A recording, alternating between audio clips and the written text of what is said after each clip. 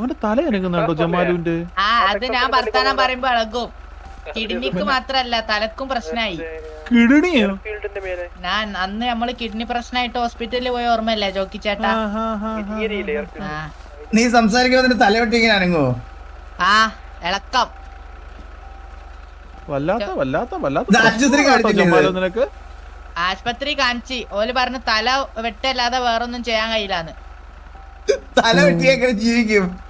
അതിനാ അവലോട് ചോദിച്ചു. അപ്പൊ ഓല് പറഞ്ഞ ഇങ്ങനെ കാലാകാലം ഇങ്ങനെ ഇളകിയോണ്ടിരിക്കുന്നു. വേറെ മരുന്നില്ല ഇതിന്. ആ ഹോൾഡ് ചെയ്യാ. ഒരു മിനിറ്റ് ചേട്ടപ്പടി ട്രിഗർ ആവും. അയ്യോ മാറി നിക്ക. അയ്യോ പൂക്കിയായി അണ്ണാരത്തമ്പി ഓടിയ പാട്ടിടണോ? എടാ എന്താടാ നിന്റെ പ്രശ്നം? ഒന്നുമില്ല ചിരിച്ചപ്പേ സോറി ചേട്ടൻ കുറച്ച് ട്രിഗർ. നീ അത് കാര്യമൊക്കെ വേണ്ട ചേട്ടൻ ഇന്നും ട്രിഗറായ സീനാണ്. ഇല്ലില്ല ട്രിഗർ ഒന്നും ആവില്ല. എടാ ഇങ്ങനെ ഒരാൾക്ക് കൺട്രോൾ ചെയ്യാൻ പറ്റുമെങ്കിൽ അതേ സിറ്റിയിൽ എനിക്ക് മാത്രമാ. മനസ്സിലായേ?